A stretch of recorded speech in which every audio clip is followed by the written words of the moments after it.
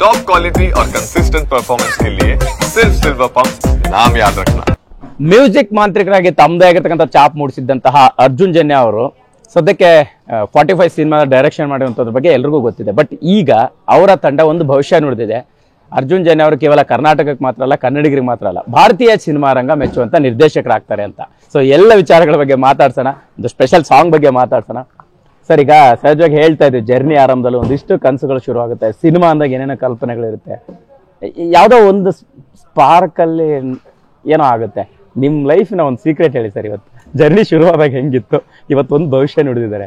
ಅರ್ಜುನ್ ಜನ್ಯ ಕರ್ನಾಟಕಕ್ಕೆ ಮಾತ್ರ ಅಲ್ಲ, ಭಾರತೀಯ ಸಿನಿಮಾ ಮೆಚ್ಚುವಂಥ ನಿರ್ದೇಶಕರಾಗ್ತಾರೆ ಅನ್ನೋವಂಥದ್ದು ಹಿಂಗಾಗುತ್ತೆ. ನಿಮ್ಮ ಕ್ವಶನಲ್ಲಿ ನೀವೇ ಉತ್ತರ ಕೊಟ್ಬಿಟ್ರಿ ಸರ್. ಯಾವುದೋ ಒಂದು ಸ್ಪಾರ್ಕ್ ಏನೋ ಒಂದು ಚೇಂಜ್ ಮಾಡಿಬಿಡುತ್ತೆ ಅಂತ. ಸೊ ಇದು ಯಾವುದು ನಾನು ಪ್ಲ್ಯಾನ್ ಮಾಡಿದ್ದಲ್ವೇ ಅಲ್ಲ, ತಾನೇ ನಡೀತಾ ಇದೆ ಅಷ್ಟೇ. ಮ್ಯೂಸಿಕ್ ಮಾತ್ರ ನಾನು ಮ್ಯೂಸಿಕ್ ಡೈರೆಕ್ಟರ್ ಆಗಬೇಕು ಅನ್ನೋದೇ ನನ್ನ ಕನಸಾಗಿತ್ತು.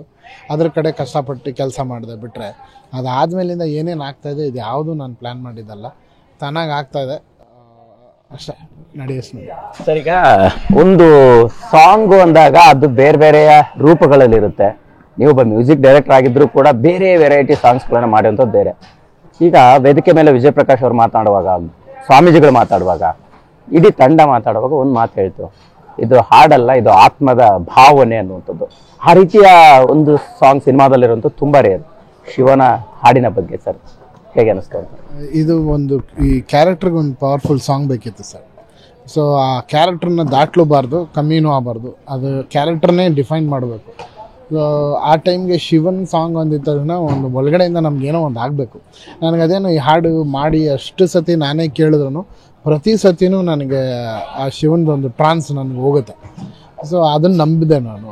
ನನಗೆ ಹಿಂಗೆ ಆಗ್ತಾಯಿದೆ ಅಂದರೆ ಖಂಡಿತ ಜನಕ್ಕೂ ಆಗುತ್ತೆ ಅಂತ ಅದು ಗಮನ ಇಟ್ಟು ಯಾರೇ ಕೇಳಿದ್ರು ಅದೊಂದು ಟ್ರಾನ್ಸಿಗೆ ಕರ್ಕೊಂಡು ಹೋಗುತ್ತೆ ಹಾಡು.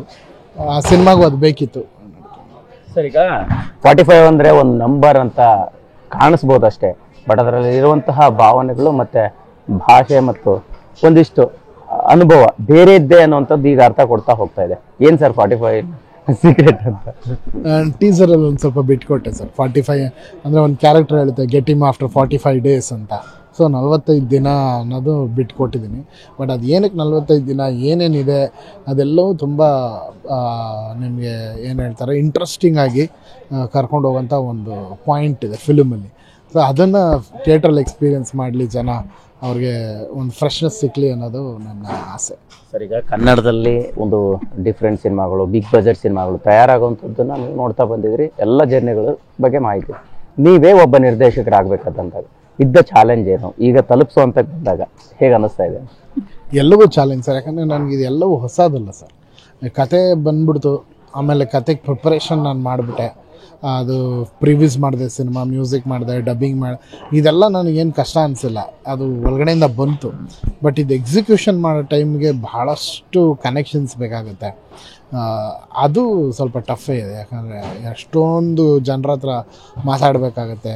ಪ್ರತಿ ಕಾಲು ನಾನು ಒಂದು 5 ನಿಮಿಷ ಒಂದು ಕಾಲ್ ರಿಪ್ಲೈ ಮಾಡೋದು ಕಮ್ಮಿ ಆದರೆ ಸಿನಿಮಾನ ಸ್ಪೀಡಾಗಿ ಕಟ್ಟಾಗುತ್ತೆ, ಕೆಲಸದ ಸ್ಪೀಡ್ ಕಟ್ಟಾಗುತ್ತೆ.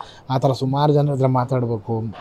ಇದು ಸ್ವಲ್ಪ ಸ್ಟ್ರೆಸ್ಫುಲ್ಲಾಗಿದೆ. ಬಟ್ ಇದೆಲ್ಲವೂ ನನಗೆ ಎಲ್ಲೂ ಒಂದು ಮಿಸ್ಟೇಕ್ ಆಗ್ಬಿಡಬಾರ್ದು, ಸಿನಿಮಾದಲ್ಲಿ ಯಾವುದೇ ರೀತಿ ಕೊರತೆ ಸಿನಿಮಾದಲ್ಲಿ ಕಾಣಬಾರ್ದು ಅನ್ನೋದು ಮೊದಲನೇ ನನ್ನ ಧ್ಯೇಯ.